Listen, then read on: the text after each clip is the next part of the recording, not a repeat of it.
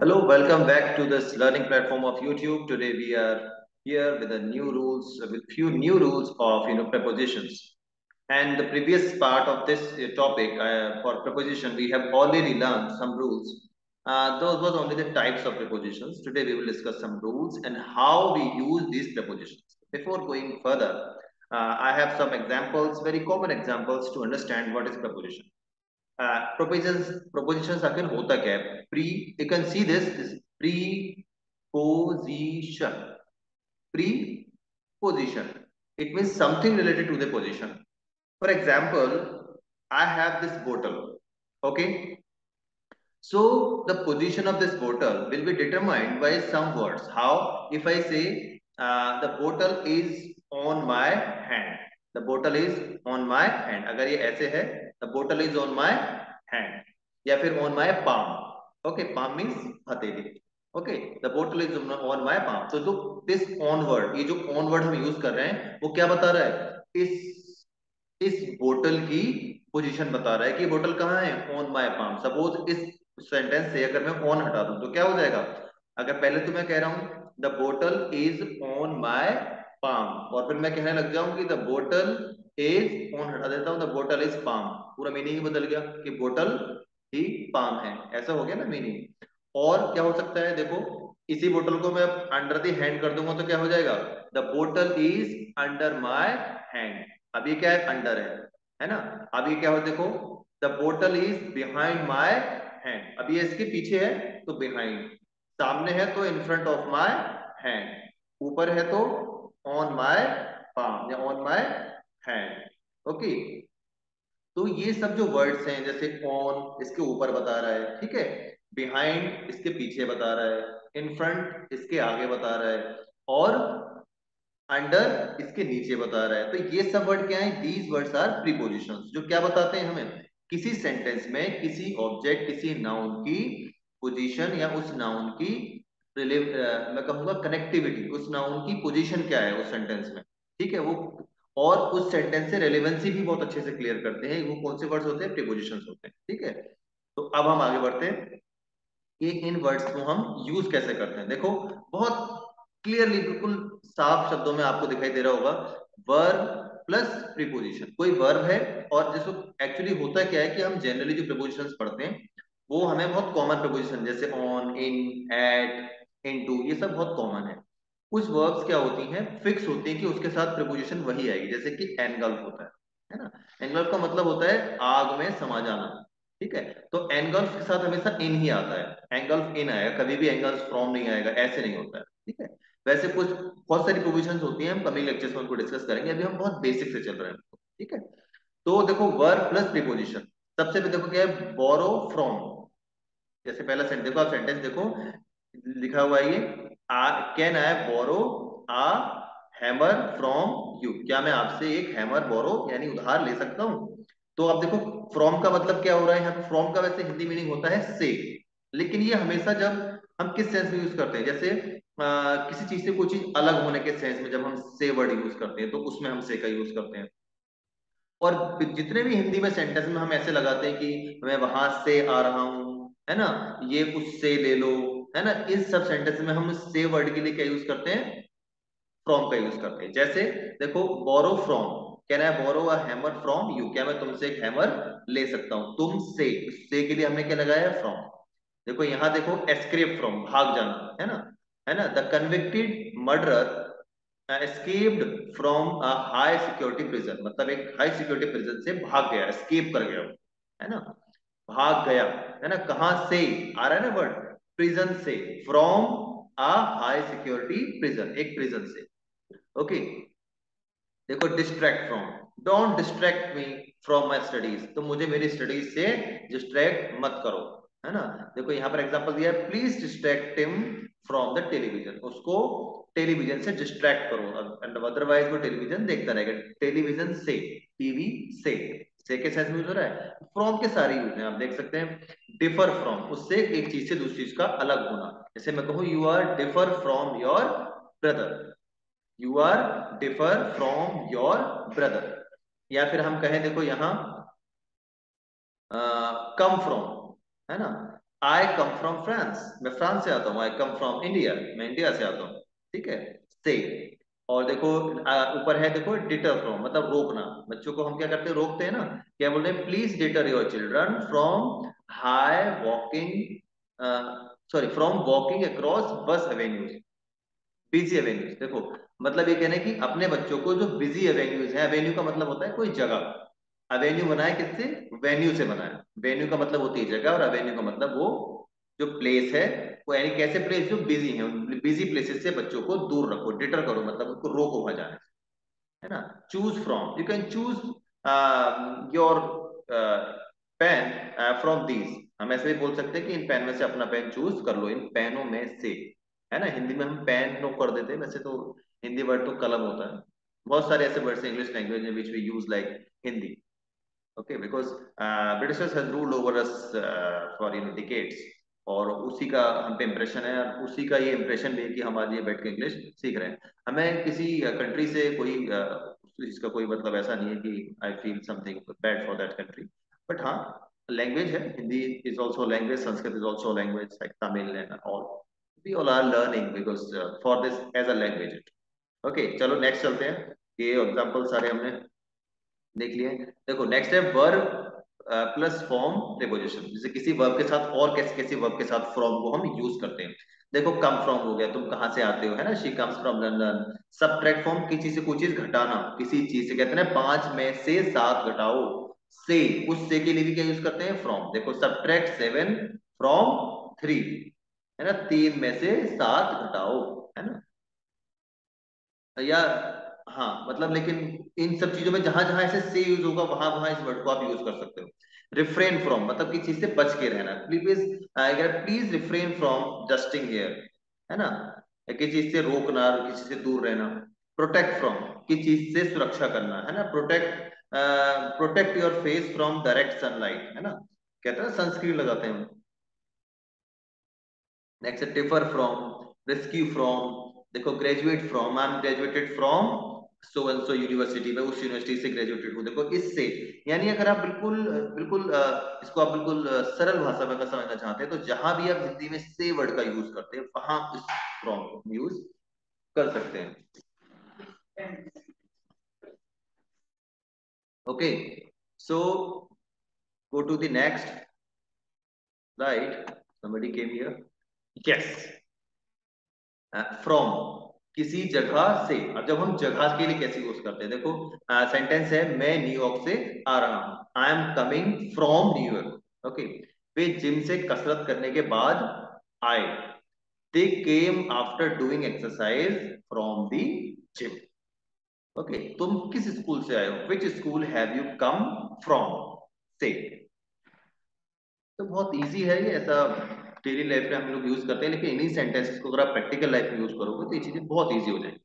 और अभी तो सिर्फ हम ये बिल्कुल बेसिक पढ़ रहे हैं, एडवांस में अगर हम पढ़ेंगे तो बहुत सारी जो बिल्कुल फिक्स्ड प्रीपोजिशंस हैं, जो कुछ फ्यू वर्ड्स के साथ ही आती हैं, वो भी हमें लर्न करनी पड़ेगी। किसी समय से, पॉइंट ऑफ टाइम। अब देखो हम टाइम के साथ कैसे यूज करते हैं, देखो मैं अगले सप्ताह से अपना काम करूंगा, I will start my work from the next week. From, अभी हम टाइम के साथ, तक हमने जगह के साथ यूज किया था, बहुत सारी वर्ब के साथ यूज किया था। अब हम से वाला जो वर्ड है कहाँ यूज कर रहे हैं, टाइम के साथ, है ना। He has been a constant nuisance from the moment he joined the school. From the moment, अभी ये समय के सेंस में यूज हो रहा है, जिस समय से उसने स्कूल ज्वाइन किया है तब से वो गड़बड़ियां कर रहा है। यह गलती अब से दोबारा नहीं होनी चाहिए, this mistake should not be repeated from now onwards, अब से ये गलती नहीं होनी चाहिए। ओके, अब किसी सोर्स से, जैसे हमने कहा है कि I have taken this information from Google, है ना, तो मैंने ये जानकारी कहां से ली है, गूगल से ली है, तो से सोर्स हो गया ना गूगल। और वह दुकान, देखो यह वह दुकान जहां से मैं दूध लाता हूँ, यह that is the shop from which I generally buy milk. जहां से, गंगा नदी हिमालय से निकलती है ना, the Ganges originate from the Himalaya. Yes, next is of. देखो ओ डबल एफ जो ऑफ होता है और एक सिंगल ऑफ होता है, दोनों में डिफरेंस होता है, वो थोड़ा दूसरे सेंस में होता है। ये ऑफ है, किसी चीज से कोई चीज, ये भी से के सेंस में होता है, लेकिन किसी चीज से कोई चीज जब अलग होती है उस सेंस में। जैसे हम बोलते हैं ना लाइट ऑफ कर दो, तो वहां भी ये कुछ कुछ कुछ दूर होने के सेंस में होता है। आप स्विच देखोगे तो स्विच के अंदर क्या होता है, जब हम किसी चीज को ऑफ करते हैं तो उसका जो एक एक पैनल होता है वो क्या करता है, ऐसे करके एक चीज पे लग जाएगा तो लाइट जल जाती है, जब उससे दूर होता है तो क्या होती है, लाइट ऑफ हो जाती है। उसी को बोलते हैं ऑफ हो जाना। क्या दूर हो जाना, उसका जो सॉकेट है वो यहाँ से यहाँ हो जाना, है ना। उसमें भी ऑफ का ही सेंस होता है वैसे। और ऑफ का मतलब यहाँ पर हम जैसे बोलते हैं मोबाइल ऑफ कर दो, ये चीज स्विच ऑफ कर दो, कीप ऑफ मी, मुझसे दूर रहो, इन सेंस में भी यूज करते हैं। देखो रोहन ने लैपटॉप को अपने डेस्क से उठाया। Rohan picked his laptop off his desk. अब क्यों इन्होंने ऑफ लगाया यहाँ पे, क्योंकि डेस्क से वो लैपटॉप क्या हुआ, दूर हुआ। काम वाली टेबल से धूल हटा रही है। Made is wiping the dust of the table, table से। हालांकि जो हम जनरली जो हम लोग यूज करते हैं वो हम इस वाले ऑफ को बहुत कम यूज करते हैं, हम सीधा बोल देते हैं ऑफ द टेबल।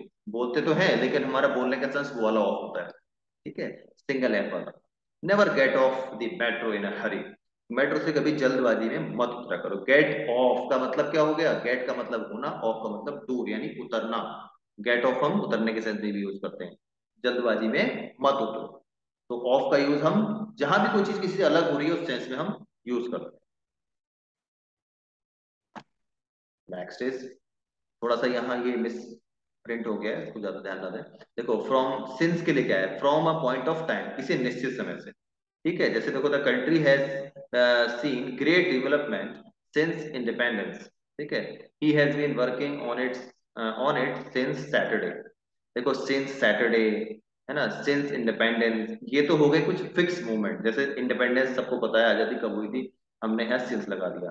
ठीक है, सिंस सैटरडे, हमने क्या है, सैटरडे पता है कि कब से शुरू हुआ है। देखो सिंस और फॉर में बहुत कंफ्यूजन रहता है।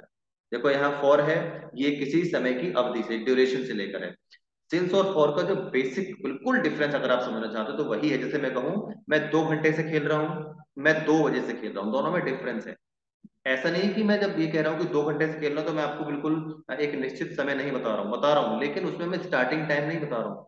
मैं 2 घंटे से खेल रहा हूँ, हो सकता है मैं 2:30 बजे से खेल रहा हूँ, हो सकता है मैं 3 बजे से खेल रहा हूँ, लेकिन जब मैं बोलता हूँ कि I am playing since 2 o'clock, तो फिर उसमें सिंस आएगा, क्योंकि जब तक आपके पास स्टार्टिंग पॉइंट आपको नहीं पता होगा तब तक आप सिंस नहीं लगाओगे। जैसे आपको पता लगे किसी भी सेंटेंस में, जब स्टार्टिंग पॉइंट आपको पता है तब आप उसमें सिंस का यूज करोगे। जैसे कि सिंस 1975, तो सिंस आएगा क्योंकि 1975। मैं बोलूं फॉर 100 ईयर्स, मैं 100 सालों से ये काम कर रहा हूँ, तो 100 तो मैंने बोल दिया, लेकिन कौन से 100 साल, कब शुरू हुए 100 साल, तो उसमें फॉर ही लगेगा, सिंस नहीं लगेगा। ठीक है, और जैसे लास्ट जब भी हम वर्ड यूज करते हैं, जैसे कि सिंस लास्ट सैटरडे, है ना, लास्ट संडे, है ना, लास्ट नाइट। जैसे हम बचपन में एप्लीकेशन लिखते थे उसमें लिखते थे ना, I have been suffering from fever since last night, तो हम लास्ट लगाते थे इसलिए वहां सिंस लगाते थे। ठीक है, तो वहां हम सिंस का ही यूज करेंगे। और जैसे पॉइंट ऑफ, जैसे सिंस चाइल्डहुड, जब ऐसी सिचुएशन में भी हम सिंस का यूज करते हैं, जैसे सिंस चाइल्ड हो गया, सिंस इंडिपेंडेंस हो गया, सिंस सैटरडे हो गया। ठीक है, क्योंकि वहां हमें स्टार्टिंग टाइम पता है। क्लियर। और फॉर, जहां ड्यूरेशन तो है लेकिन उसका स्टार्टिंग पॉइंट पता नहीं है, जैसे मैं 2 घंटे से फिल्म देख रहा हूँ, कोई भी 2 घंटे हो सकते हैं, है ना। अगला है देखो, he has been in a relationship for a long, for लगा दी क्योंकि काफी समय से है। अब कौन से समय से है, कब से शुरू हुआ, no one knows about it. Let me switch it off, because somebody is calling and I'm making it switch it off. So how would I say it, switch it off? हाँ देखो, के लिए, फॉर सम पर्पस, पर्पस के लिए भी हम for का use करते हैं। जैसे कुछ भी बोल सकते हैं, जैसे कि I need some milk for drinking, मुझे कुछ दूध चाहिए पीने के लिए। गेटिंग माई पॉइंट, पर्पस है उसमें। देखो एक माँ अपने बच्चों के लिए सबसे देने की कोशिश करती है, a mother tries to give her best for her children, थोड़ा सा मिस हो गया है। The government should do something for the poor, गरीबों के लिए। हिंदी में अगर समझो तो क्या है, जहां भी फॉर है के लिए के सेंस में, जहां हम हिंदी में बोलते हैं वहां आपको इंग्लिश में फॉर लगाना है। ठीक है, बहुत कॉमन है, इसीलिए मैं थोड़ा सा स्पीड से इन चीजों को आगे बढ़ा रहा हूँ। किसी चीज के बदले कुछ और, फॉर एक्सचेंज। ठीक है, कैसे एक्सचेंज, बताता हूँ देखो। आईपीएल के बदले सबसे महंगे खिलाड़ी को बेंगलोर ने 16 करोड़ रुपए में खरीदा था। द कॉस्टलीएस्ट, कॉस्टलीएस्ट क्या है, कॉस्टली का सुपरलेटिव डिग्री है। Okay,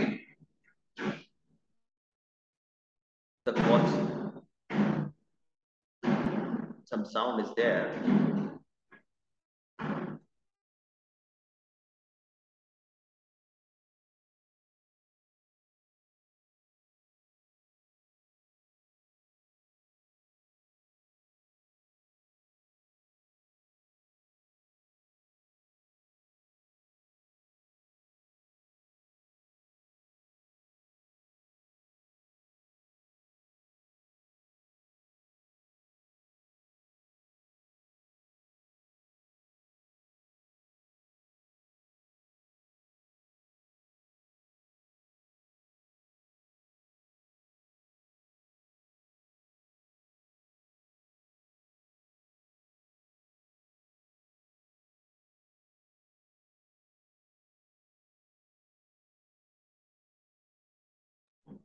Yes, now I have unmuted it. Sorry for this disturbance because we cannot change others.